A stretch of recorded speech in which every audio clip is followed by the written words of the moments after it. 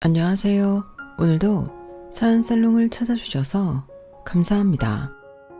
저는 현재 속초로 이사해 친정엄마와 단둘이 살고 있는 30대 여성입니다. 남편과는 재작년에 최종 이혼 판결이 났고요. 이혼까지 꼬박 1년이 걸렸네요. 제 이혼 의사는 확고한데 이놈의 남편놈이 지 잘못은 생각도 안 하고 이혼만큼은 못하겠다 끈질기게 버텼거든요.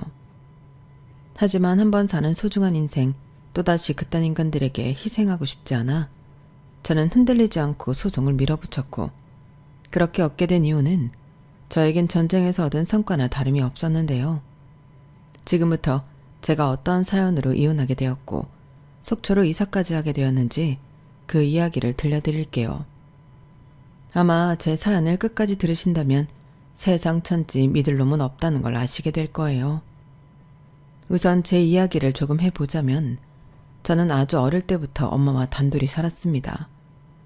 언제였는지 정확히 기억은 나지 않는데 저희 친정엄마가 이혼하셨거든요. 그리고 아빠는 저를 단 한 번도 보러 오지 않으셨고, 지금이야 부모가 갈라서면 아이 양육비에 대해 철저하게 하려 노력하지만 엄마 말에 의하면 그때는 그런 것도 없이 그냥 이혼했다고 하셨어요. 지금 생각하면 그땐 나도 어리고 무지했지. 그냥 네 아빠랑 안 살면 그걸로 된다고 생각했어. 맨날 술 먹고 돈 생기면 딴 생각하는 네 아빠 지긋지긋했거든. 이렇게 말씀하셨는데, 그래서 친정엄마는 저 키우느라 혼자 힘들게 사셔야만 했죠. 아침 일찍 출근해 밤 늦게까지 일을 하셨거든요. 그러니 어렸던 저는 얼마 얼굴 보는 게 하루 중 자는 시간 빼고 3-4시간도 채 되지 않았는데요. 그래서 웃긴 얘기지만 사춘기가 왔어도 받아줄 엄마가 없다 보니 사춘기가 온지도 모르고 지나갔어요. 저희 엄마는 저를 보며 늘 그러셨거든요. 세아야, 엄마가 바쁘다는 핑계로 잘 못 챙겨줘서 항상 미안해. 그리고 엄마 없이도 뭐든 잘해주는 세아가 있어 엄마 늘 고맙다. 이렇게 말하는 엄마에게 철없이 투정이나 짜증을 부릴 수는 없었어요. 사춘기도 결국 자리 봐가면서 부리는 앙탈 같은 거더라고요. 그리고 저 때문에 고생하는 엄마라는 걸 너무나도 잘 알고 있었기에 엄마 손이 부족하다는 이유로 엇나갈 수도 없었는데요. 그냥 저는 어쩔 수 없는 환경에 철이 빨리 들었어요. 그리고 애석하게도 그다지 공부는 소질이 없었는데 서울권은 고사하고 수도권 대학도 저에겐 꿈의 대학이었죠. 그래서 고민을 많이 했어요. 저희 집이 넉넉한 것도 아닌데 지방대를 간다고 그 비싼 등록금을 쓰는 게 맞는 건가? 그런 현실적인 고민을 했더랬죠. 그런데 저희 엄마는 생각이 달랐어요.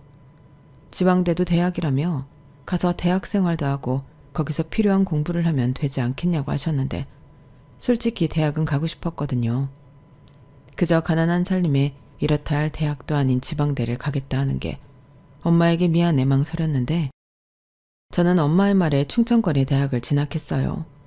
그리고 엄마에게 부담을 주고 싶지 않아 대학에 가서는 공부에 열을 올리는 학생이 되었는데요. 그래서 교수님이 저를 무척이나 예뻐해 주셨죠. 그에 따른 효과로 학점도 잘 나왔고요.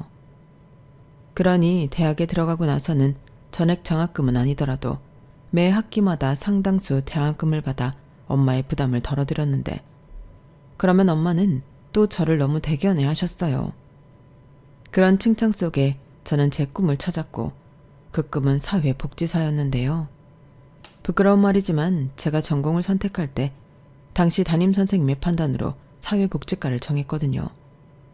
단순히 지방대라고 해도 그 분야가 전망이 밝고 지역을 타지 않으면서 학벌을 크게 따지지 않는 직종이라며 저에게 사회복지과를 추천해 주셨는데, 제가 평소 학교에서 보인 모습도 한몫했던 것 같아요. 제가 원래 남들 잘 안 보는 사소한 것도 혼자 신경 쓰고 누군가를 돕고 희생하는데 별 거리낌이 없었어요. 오히려 내가 할 수 있는데 나 편하자고 안 하면 그게 두고두고 신경이 쓰이는 그런 아이였어요. 그러니 어찌 보면 사회복지과가 제 적성에 딱이었는데, 실제로 대학에 들어와 공부를 하니 점점 그 일을 정식으로 하고 싶다는 생각이 강하게 들더군요. 그리고 목표가 생기니 공부도 더 잘 되는 것 같았는데요. 나름 공직이라면 공직이라 더 뜻을 품었던 것 같아요. 하지만 사회복지과를 졸업한다고 해서 바로 사회복지사가 되는 건 아니었으니 저는 공시를 준비하게 되었는데 이게 참 쉽지 않더군요. 졸업 후에도 공시생 신분을 벗어나지 못했거든요. 게다가 왜 이리 한 해가 지나면 지날수록 응시자는 늘어가는지 경쟁률도 점점 높아졌는데 매년 자신감을 잃어가는 것 같았어요. 그래도 옆에서 많은 지원을 해준 엄마를 위해 저는 포기할 수 없었고, 여기서 더 솔직히 얘기하자면 저는 당시 이거 아니면 딱히 할 수 있는 일도 없었어요. 그러니 더욱 죽기 살기로 할 수밖에 없었죠. 사실 그 사이 취직을 해볼까 하고 작은 회사들에 이력서를 넣어보기도 했는데 지방들을 나온 저를 채용해주겠다는 회사는 단 한 군데도 없었어요.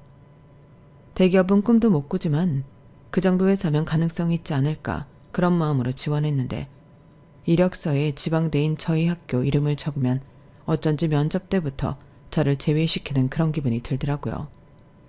그래서 사회복지사라는 꿈을 포기하고 싶어도 포기할 수 없었는데요.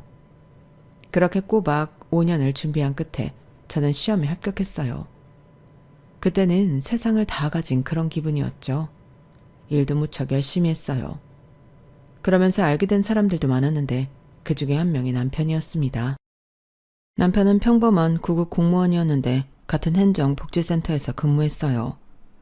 그리고 같은 곳에서 근무하다 보니 자연스럽게 친해졌는데 남편과 저는 공통점이 많았어요. 게다가 결이라고 할까요? 어쩐지 저와 남편이 비슷한 사람처럼 느껴졌는데 그런 데는 다 이유가 있었어요. 왜냐하면 둘 다 한부모 가정에서 자랐기 때문이었죠. 남편 역시도 홀어머니 밑에서 일찍 철이 들었는데 자기 때문에 고생하는 엄마를 위해서라도 빨리 자리를 잡고 싶었답니다. 그래서 대학도 가지 않고 고3 때부터 공시 준비를 했다고 했는데요.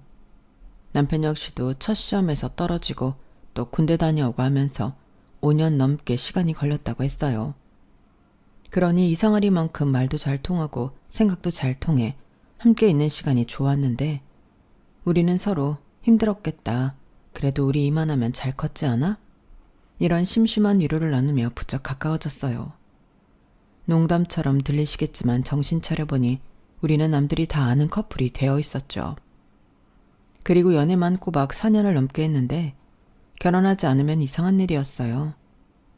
남편은 중간에 다른 곳으로 발령이 나기도 했는데 저희 두 사람의 마음은 변하지 않았죠. 그리고 남자치고는 살가운 구석이 많았던 남편은 자기 집에 저를 종종 초대했는데요. 그래서 연애할 때부터 시어머니와 자주 만났어요. 게다가 저희 엄마와 다르게 여장부 스타일의 호탕한 시어머니는 같은 여자가 봐도 시원시원하고 소탈해 보였는데 저를 보시고는 그러셨어요. 내가 원래는 아니랬는데 아들 키우다 보니 성격이 이렇게 돼버렸어. 나도 새아 같은 딸 키웠으면 고상고상 했을 텐데. 새엄마는 정말 좋겠다. 새아 같은 딸이 있어서. 그나저나 둘이 결혼은 언제 할 거야? 나 니들 결혼하는 거 이번 생에 볼 수는 있는 거니? 라고 농담하듯 말씀하셨어요. 그리고 지금 생각해보면 결혼 전에는 늘 말씀 전에 제 칭찬을 늘어놓으셨는데 그만큼 시어머니는 제가 시집 오기 전부터 저를 참 좋아해 주셨죠. 사람 마음이 그렇잖아요. 나를 좋아해 주는 사람인데 당연히 저도 좋았죠. 그러면서 무슨 자신감인지 나는 결혼해도 시어머니와 갈등 뭐 이런 건 없을 거라고 생각했는데요. 제가 순진했어요. 하늘의 별도 달도 다 따다주고 저를 위해서라면 죽을 수도 있다는 남자는 결혼 후 자기밖에 모르는 천하의 못난 사람이 되었거든요. 거기에 저 같은 며느리를 보고 싶다고 노래를 하시던 시어머니는 너 같은 며느리가 어디 있냐고 두 눈에 쌍심지를 키셨는데 저를 무슨 자기와 자기 아들을 위해 희생해야 하는 종으로 아는 것 같았어요. 세상 사람들이 연애랑 결혼은 다르다고 아무리 말했어도 이렇게 확연하게 달라질 수가 있나요? 저는 결혼이 이런 건 줄 알았다면 결코 하지 않았을 겁니다. 그리고 결혼 후 깨달은 게 또 하나 있는데요. 그건 바로 홀시어머니가 무섭다는 거였어요. 아들이 남편 대신이고 애인이고 애기였는데 남편은 자기 엄마 외로워서 안쓰럽다고 하지 시어머니는 연신 저를 자기 아들 뺏어간 도둑년으로 알지. 중간에서 미쳐버리는 줄 알았어요.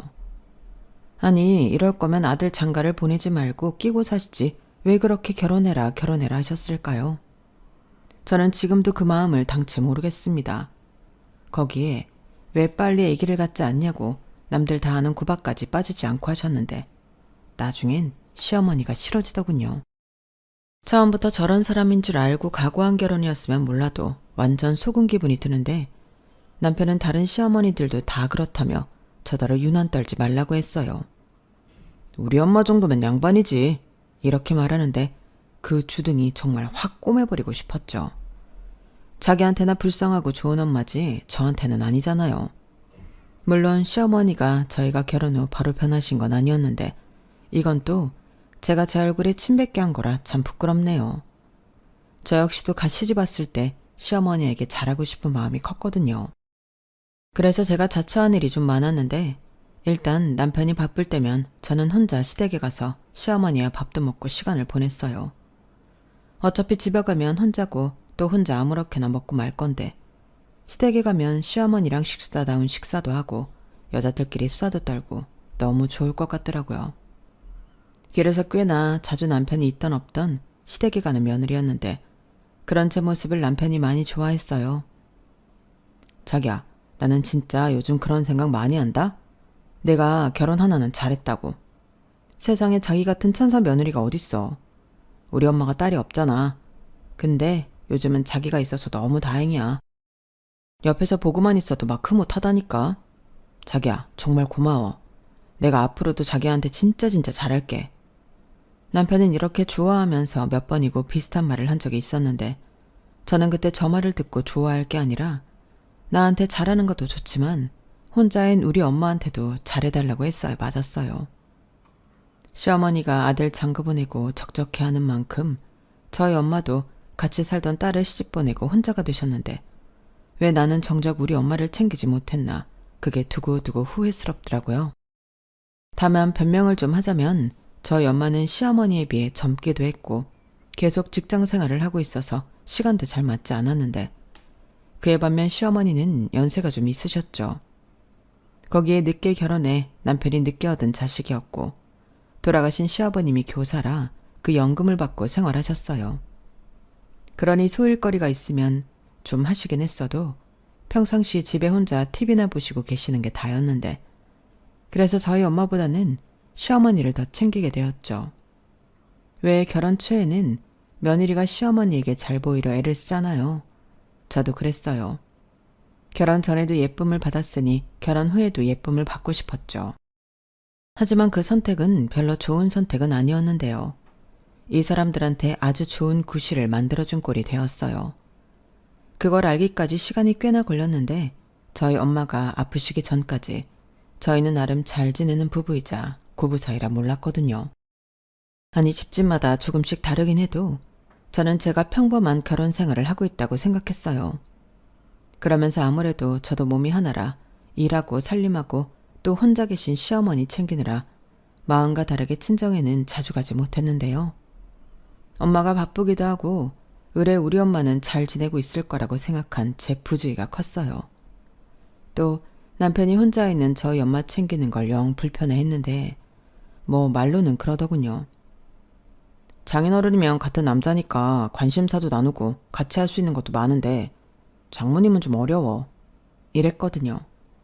그러니 굳이 남편이 어렵다는데 피곤하게 끌고 친정에 가고 싶지 않았고 대신 친정엄마랑은 전화통화를 자주 했는데 저는 한심하게도 제가 잘하고 있다고 있는 줄 알았어요. 제가 못 가도 친정엄마 용돈은 잘 보냈고 또 선물도 자주 보냈거든요. 그러니 저는 저 혼자 시댁도 친정도 잘 챙기는 여자라 착각하며 살았고 그러는 사이 친정엄마의 몸속에는 잊지 말아야 할 암세포가 증식하고 있었는데 엄마는 저랑 통화를 할 때면 늘 비슷한 소리를 하셨어요.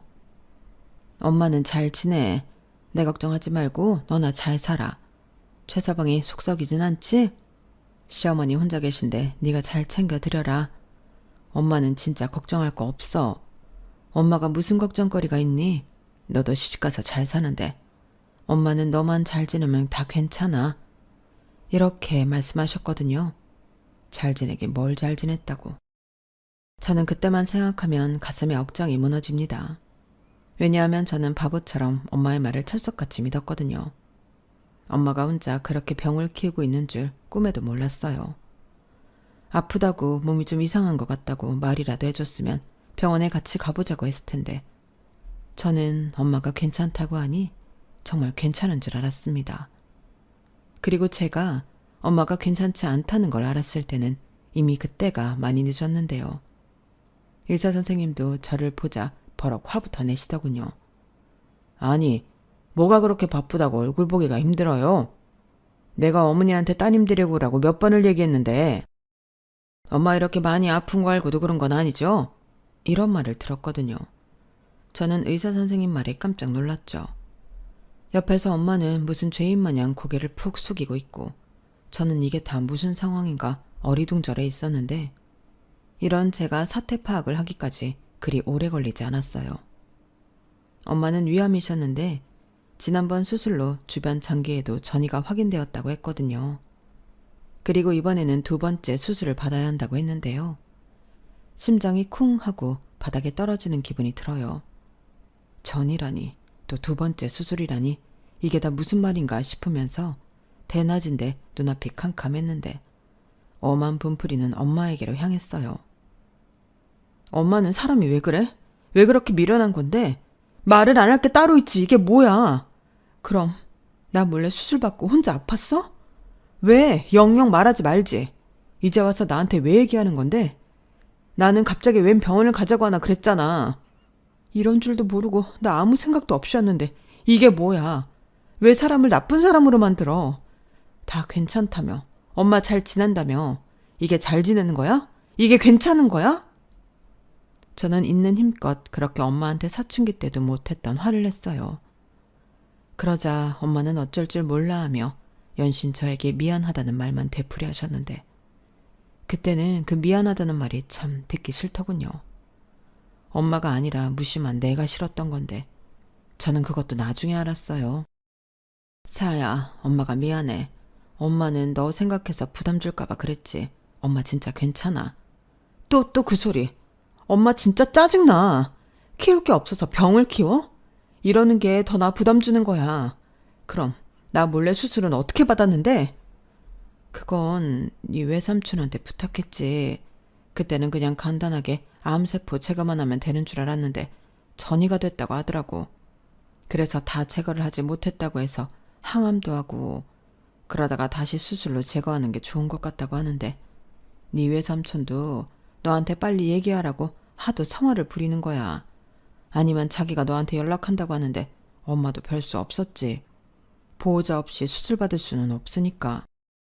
내가 진짜 못 살아. 엄마 왜 그렇게 밀어내? 딸 뒀다 뭐해? 왜 딸이 있는데 외삼촌한테 아쉬운 소리를 하냐고. 내가 외삼촌보다 불편한 사람이야? 그야 미안하니까. 넌 엄마 때문에 고생을 많이 했잖아. 진짜 싫어. 그놈의 미안하다는 말 좀 그만하면 안 돼? 그렇게 미안하면 나한테 미안할 일을 만들지 마. 저는 그동안 철든 딸 행색은 다 해놓고 그때는 그렇게 있는 대로 아픈 엄마한테 짜증을 부렸어요. 그리고 무섭고 두려운 마음에 울기도 많이 울었는데 정신을 차려야만 했죠. 의사 선생님 말로는 하루빨리 엄마가 수술과 입원 치료가 필요하다고 했거든요. 게다가 엄마의 시간이 어쩌면 얼마 남지 않았을 거라고 하셨는데 저는 그 모든 말들이 목구멍에 박힌 가시처럼 느껴졌어요. 숨만 쉬어도 목구멍이 아픈 가시요. 그리하여 그날 이후 저는 잠시 일을 쉬고 엄마 옆에 있어야겠다고 결심했는데요. 남편은 분명 저희 엄마가 암이라는 사실을 알았음에도 제가 일을 쉬는 걸 탐탁치 않게 생각했어요. 꼭 그럴 필요가 있냐고 하는 거예요. 병원에 가지 말라는 게 아니고 병행할 수 있는데 굳이 그럴 필요가 있냐는 소리야. 장모님도 하루 종일 자기가 옆에 있으면 불편하지 않을까? 차라리 아니면 간병인을 쓰는 건 어때? 아, 간병인은 좀 비싼가? 하긴 장모님이 암이라고 해도 사지육신 멀쩡한데 간병인은 좀 사치겠다. 그럼 그러지 말고 휴직계 말고 필요할 때마다 월차를 내. 자기 월차 많잖아.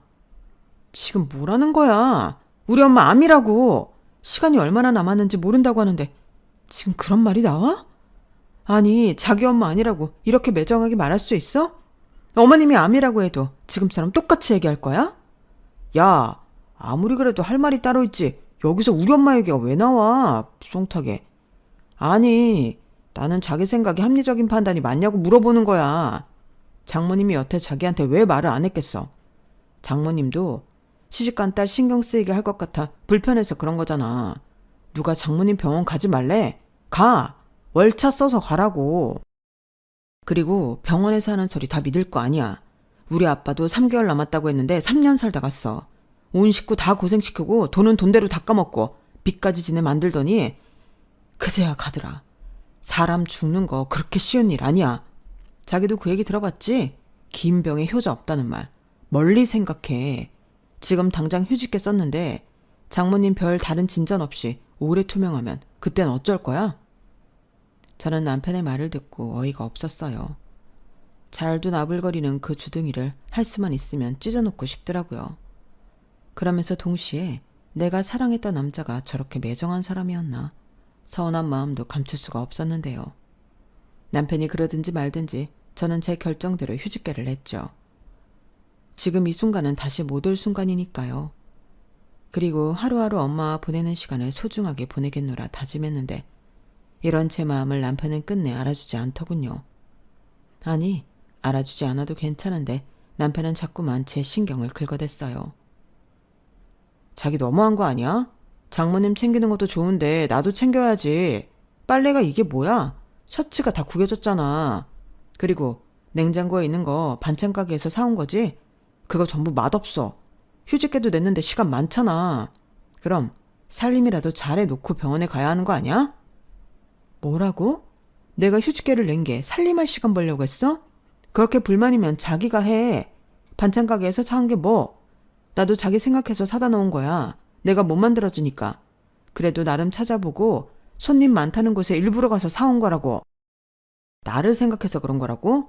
기가 막혀서 그럴 시간에 그냥 반찬을 만들겠다. 아니, 하루에 저녁 한 끼 남편이랑 같이 먹어주는 것도 못해? 내가 힘들게 일하고 집에 들어와서 맨날 혼자 밥 먹고 의미 없이 TV나 보다가 자는 게 맞냐고. 왜 이래? 내가 있을 때도 자기 퇴근하고 오면 TV나 보다 잤잖아. 내가 산책 겸 아파트 단지 한 바퀴 돌자고 해도 피곤해서 싫다며. 근데 이젠 TV 보다가 자는 게 싫다고? 그냥 혼자 있는 게 싫다는 소리지. 낮에 병원 갔으면 나 퇴근할 때는 집에 와 있어야 할 거 아니야. 내가 뭐 병원에 살아? 나도 8시쯤엔 집에 들어오잖아. 무슨 소리라는 거야? 아, 몰라. 아무튼 다 좋은데 내가 퇴근하고 집에 오면 그땐 집에 있어. 그렇게 통보하면 나는 뭐 따라야 하는 거야? 막말로 자기는 우리 엄마 병원 입원한 게 언젠데 장모 병문안 한 번을 안 와. 그렇게 불만 가질 시간에 차라리 병원으로 와. 같이 저녁 먹고 같이 집에 오면 되잖아. 내가 거길 왜 가? 가뜩이나 민원 처리 때문에 피곤해 죽겠는데 남의 병원에 가서 뭐하게? 장모가 남이야? 어쩜 자기는 말을 그렇게 해? 몰라. 나도 불편하니까 짜증나서 그러지. 저는 저한테 짜증을 부리는 남편을 보고 오만정이 떨어졌어요. 아니, 장모를 남이라고 표현하고 거길 왜 가냐고 발끈하는 게 사위가 맞나요? 그래놓고 자기는 제가 자기 엄마한테 가서 아부 떠는 건 또 좋다고 하니 그때 정신이 번쩍하고 들었어요. 나중에 남편은 자기가 일부러 나쁜 마음으로 그런 게 아니라 장모님이 불편해하실 것 같아 그랬다고 말을 바꿨지만 저는 그게 도리가 아니라고 생각합니다. 지금도요. 하지만 남편은 그때도 뻔뻔하게 말했어요. 내가 거기 가서 장모님 병 수발을 들어드릴 것도 아닌데 뭐하러 신경 쓰이게 거기 가겠어? 나도 장모님 배려한 거야. 사위가 아무리 좋아도 사위지. 장모님은 여자 아닌가? 흐트러진 모습 나한테 보이기 좋겠냐고. 이렇게 말했는데 참 기가 막히는 논리죠.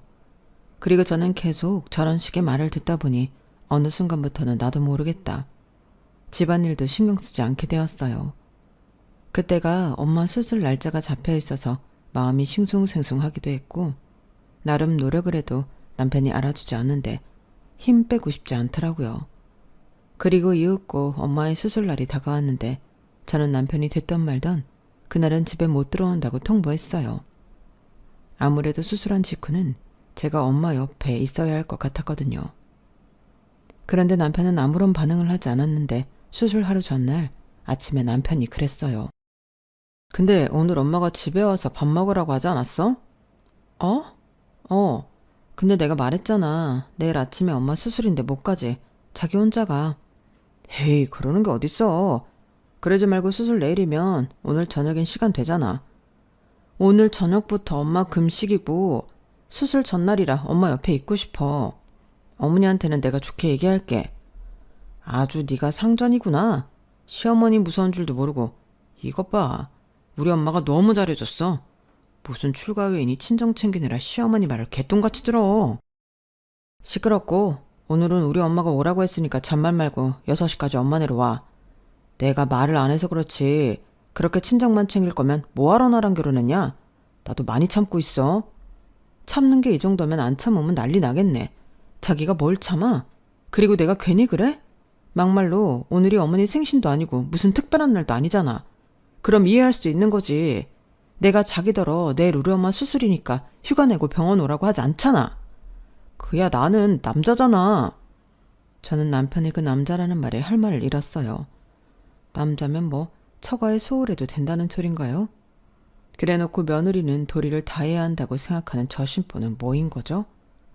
남편은 지가 말하고도 민망했는지 서둘러 자리를 피했어요.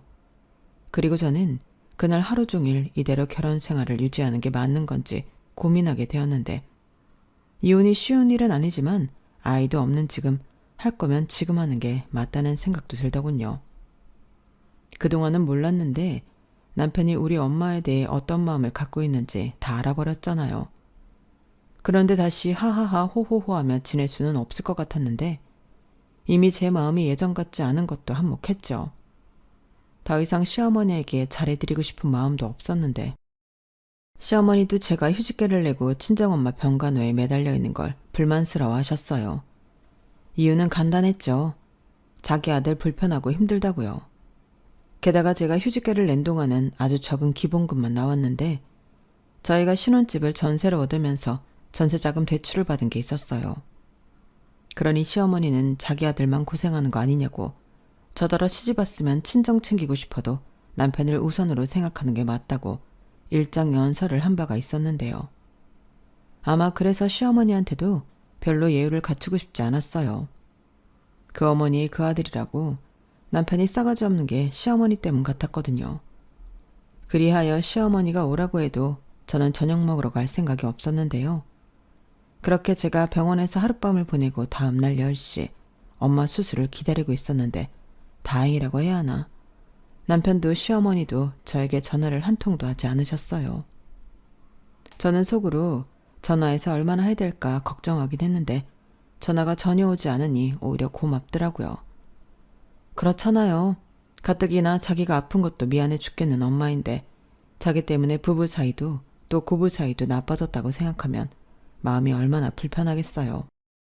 그래서 그때는 그게 뭐라고 참 고맙게 느껴졌는데요.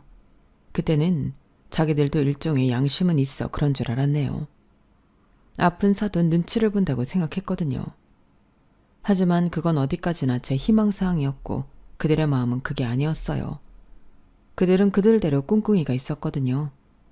그걸 알았을 때는 엄마의 수술이 다행스럽게 잘 되었다는 사실을 알고 하루 동안 중환자실에 있는다고 해서 다음날 일찍 오기로 하고 집에 돌아왔을 때 알았는데 현관 앞에 익숙한 시어머니 신발이 보였어요. 그리고 현관 중문을 여니 시어머니의 목소리가 까랑까랑하게 들렸는데 저를 보자 눈배와 눈빛이 달라졌어요. 그때 새삼 다시 소름이 돋더군요. 예전에는 저 같은 딸이 있었으면 좋겠다고 하루빨리 자기 며느리가 되어달라고 하던 시어머니였는데 지금은 표독스럽게 저를 쳐다보고 이렇게 말씀하셨어요. 그래, 니네 엄마는 수술 잘 받았다니? 당장 죽고 사는 수술도 아니었을 텐데 너도 참 유난이다. 그래서 엄마는 네가 하루 종일 붙어있으니 좋으시다니? 그럴 거 뭐하러 시집을 보내셨다니? 평생 끼고 사시지. 저는 시어머니의 말에 일부러 대꾸하지 않았어요. 아니 저건 저한테 비아냥거리며 시비를 걸겠다는 거잖아요. 그런데 제가 저기에 대고 말을 하기 시작하면 시어머니와 싸움을 해야 할 것 같아 일부러 입을 꾹 다물고 안방으로 들어왔는데 아마도 그런 과정에서 제 표정도 좋지 않았겠죠. 그러자 시어머니는 그런 저를 보며 아쭈, 이젠 시어머니 말은 말 같지도 않다는 거냐? 살다 살다 이런 날이 나한테 올 줄은 꿈에도 몰랐네. 라고 끝까지 시비를 거셨어요. 그리고 남편은 저를 따라 안방으로 들어왔는데 지금 자기 엄마를 무시하는 거냐고 눈에 쌍심지를 켜고 목에 핏대까지 세우더군요. 그래서 저는 어머니 보시는 앞에서 싸우고 싶지 않아서 일부러 피한 거야 라고 했는데요. 남편은 저더러 어이가 없다고 했어요. 그러면서 한다는 말이 어차피 우리 엄마 모시고 살 거였는데 이참에 그냥 오늘부터 모시고 살자. 불만 없지? 이거였는데 저는 기도 차지 않았어요. 시어머니를 모시고 사는 건 부부가 충분히 상의해야 하는 일인데 남편 멋대로 저렇게 말을 하는 걸 봐서 이 사람은 텄구나 싶더라고요.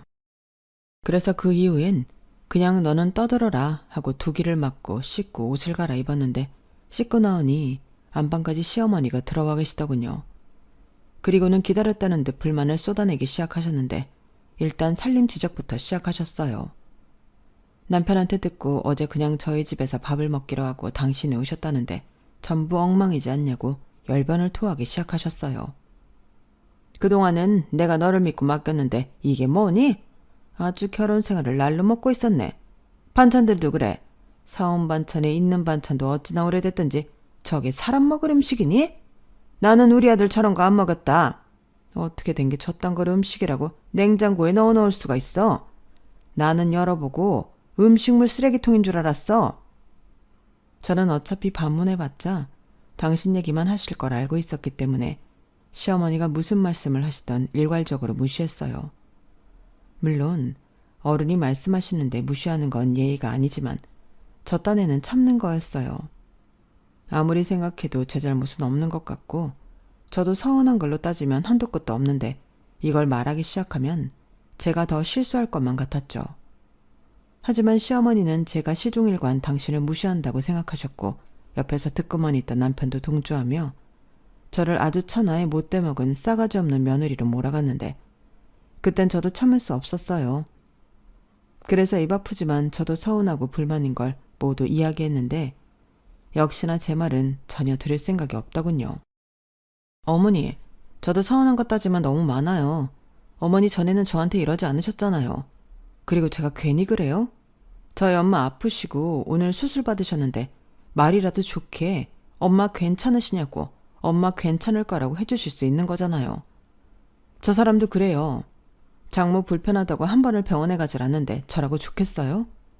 그래도 저런 남편 집에서 굶을까봐 반찬 사다 놨는데 사온 반찬 싫어하고 투정 부리고 그래서 내버려 뒀어요. 먹고 오던 배달시켜 먹던지 자기 먹고 싶은 거 먹으면 되죠.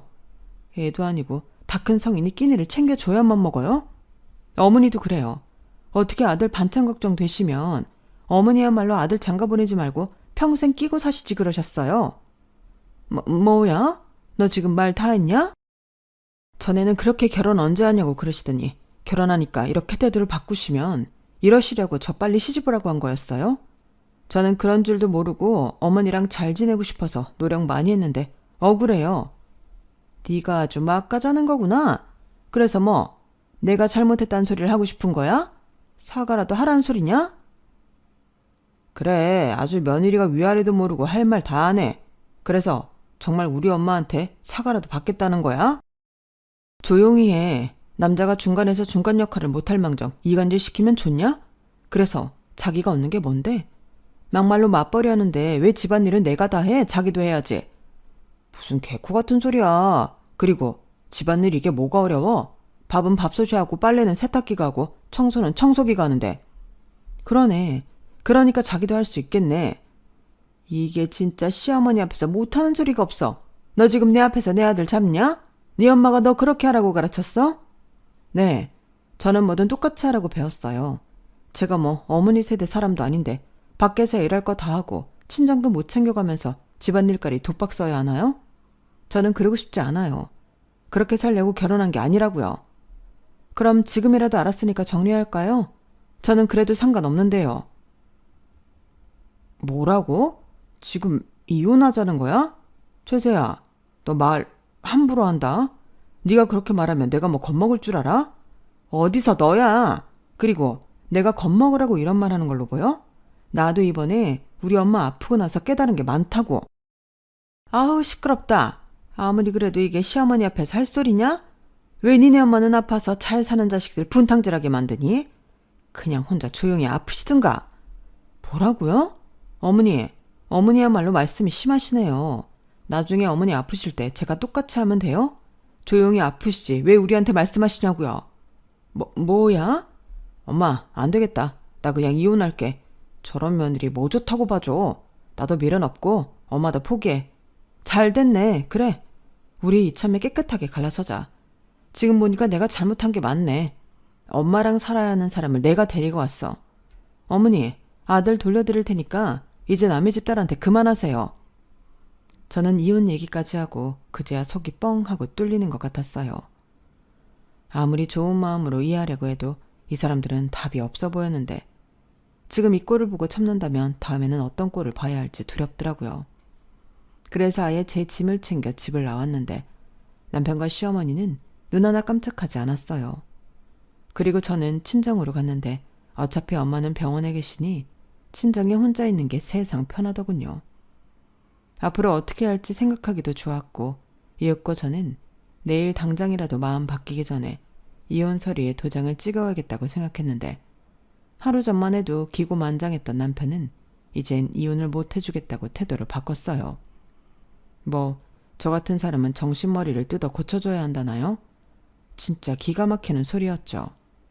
그래서 바로 저는 변호사 사무실, 로펌 등을 여러 곳 돌아다니며 상담을 받았고 그 중에 가장 신뢰가 가는 곳에 이혼 소송을 맡겼는데 소장을 받은 남편은 불이 나게 저에게 연락을 해왔어요. 당연히 받지 않았죠. 그러자 불편해서 오기 싫다던 저희 엄마 병원을 지발로, 그것도 자기 엄마를 데리고 나타났는데요. 전에 기세는 어디로 가고 미안하다고 사과를 하더군요. 저희 엄마는 어리둥절하셨고 저는 그들의 태도에 더 화가 났어요. 아무것도 모르는 저희 엄마를 이용하겠다는 꼼수가 보였으니까요. 그래서 어차피 알게 될 거 저는 엄마에게 그간 있었던 일을 그 사람들 들으라고 모두 말했고 저희 엄마는 많이 놀란 듯 남편을 쳐다봤어요. 그러자 남편도 민망했는지 땅바닥만 쳐다봤는데 처음으로 저희 엄마가 단호하게 말씀하셨죠. 그래서 너는 이혼 소송을 하겠다는 거지? 잘했다. 저런 집구석에 들어가 살아봤자 네 속만 썩어. 엄마가 해봐서 하는데 저런 인간들 보고 살 바에는 혼자 사는 게 훨씬 낫다. 개똥밭에 굴러도 이승이 낫다는 말처럼 이혼녀 딱지 안고 살아도 저런 집구석 며느리로 사는 것보다 낫지? 이렇게 말씀하셨는데 남편도 시어머니 눈이 동그래졌어요. 평소 저희 엄마 심성을 알고 있던 남편과 시어머니셔서 자기 생각과 다른 저희 엄마의 태도에 많이 놀란 듯 보이더라고요. 그리고 대망의 이혼 소송이 진행되었는데 흔히 이혼 소송은 거의 진흙탕 싸움이라고 하더니 그 말이 꼭 맞았어요. 그러면서 또 그들의 못된 심보를 알게 되었는데 남편은 제가 자기 엄마를 당연히 모실 거라고 생각하고 있었고 시어머니는 자기 대신 집안일 다 해주는 며느리 효도받을 그럴 노후 계획을 세웠더라고요. 저도 모르는 저의 미래 계획에 진심 또다시 소름이었는데 지금 생각해보면 남편도 남편이지만 시어머니가 저희 이혼을 적극 반대하셨어요. 이제 와서 다 큰아들 뒷바라지 다시 하기 싫다는 거였죠. 친엄마도 그런데 피 한 방울 섞이지 않은 저는 오죽할까요? 오만정이 다 떨어지고 인간적으로도 실망스럽게 그지없던 남편을 저는 더는 남편으로 봐줄 마음이 없었어요. 그렇게 밀고 나간 이혼 소송이었는데요. 시간은 걸렸지만 제가 뜻하는 대로 제가 승소했죠. 사실 제가 진다는 건 말도 안 되는 일이었는데 요즘 세상이 어떤 세상인데 한 여자의 인생을 날로 먹을 수가 있겠어요. 그것도 제가 원하지 않는다고 했는데 말도 안 되는 일이죠. 그리고 이혼 소송을 하면서 재산 분할도 확실하게 반반했는데 남편은 이혼하는 것도 억울한데 돈까지 나눠야 하냐고 길길이 날뛰었어요. 참 보기 흉하더라고요. 하지만 이윽고 판사님이 그 재산을 혼자 만들었냐고 따끔하게 혼을 내주셨는데 어찌나 속이 후련했는지 모릅니다. 다행인지 불행인지 아이가 없어 양육비 분쟁도 할 필요 없던 저희 두 사람은 그렇게 다시 남남이 되었어요. 그리고 저는 그와 동시에 남편과 시어머니 버전을 차단해버렸는데요. 공무원 사위가 소문이 진짜 금방 퍼지거든요. 아니나 다를까 남편이 제가 휴직계를 내고 쉬고 있으니 먼저 선수치며 이상한 소문을 내기 시작했어요. 그런데 평소 주변 관리를 어떻게 했는지 자기 뜻대로 저를 욕하는 사람은 별로 없었는데요. 저라고 친한 사람들이 없었겠어요. 그리고 평상시에도 제가 이런저런 이야기를 했던 게 있어서 그들이 저를 옹호해 준 것 같더라고요. 그러니 제가 다시 복직했을 때는 저도 모르는 사이 소문의 폭풍이 한 차례 지나간 후였는데, 그래도 남의 일에 관심이 많은 사람들은 저에게 와서 사실 확인을 하고 싶어 했어요. 저는 그런 사람들에게 친히 자세히 설명해줬고 며칠을 그렇게 하니 이 다음은 제가 말할 필요도 없이 전 남편은 이기적인 천하의 못된 남편이자 사이로 낙인이 찍혀버렸는데, 솔직히 자기 무덤 자기가 판 거죠. 왜 그것들이 자기한테 결코 유리하지 않다는 걸 몰랐을까요? 저리 띨빵한 인간인 줄 알았으면 애당초 결혼도 하지 말걸. 저는 헤어진 후에도 결혼을 후회했습니다. 그래도 그때 당시는 좋다고 한 제 결정이니 남 탓할 것 없다고 생각하며 현실을 받아들였는데요. 일단 저희 엄마 간호가 먼저였어요. 병원에서 시간이 얼마 남지 않았을지도 모른다고 했지만 2차 수술 후 엄마는 급속도로 건강을 회복하셨고, 다행히 암세포가 더는 퍼지지 않고 있었는데요. 의사 선생님 말로는 2차 수술로 암세포를 모두 제거했다고 하셨어요.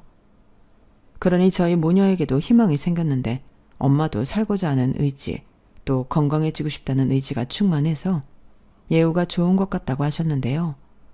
아마도 이혼한 딸, 당신이 또 건사해야 한다는 그 마음 하나로 의지를 다지지 않았나 생각합니다.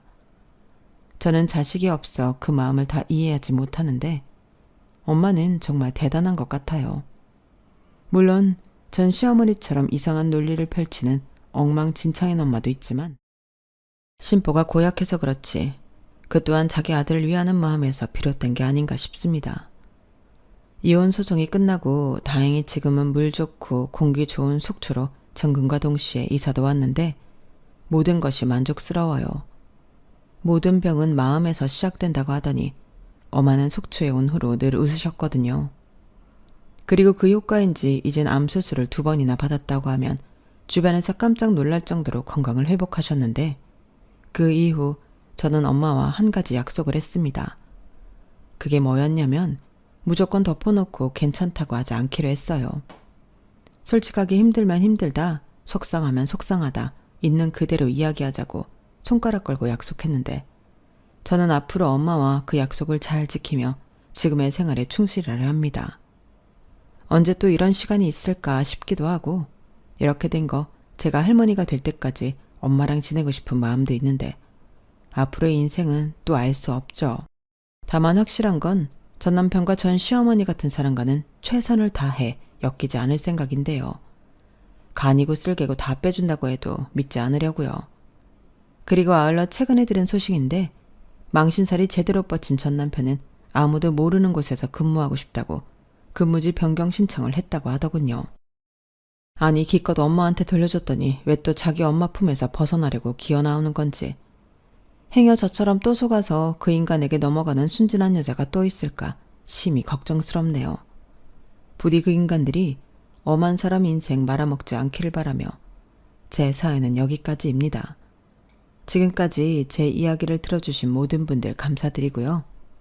좋은 사람들과 함께 하시고 건강하시길 진심으로 바랄게요. 그럼 오늘 하루도 편안하고 행복한 날 되시길 바라며 저는 이만 물러갈게요. 감사합니다. 여러분, 사연 댓글에 응원과 현명한 조언 부탁드려요. 좋아요와 구독은 저에게 큰 힘이 됩니다. 오늘도 좋은 일 가득하세요.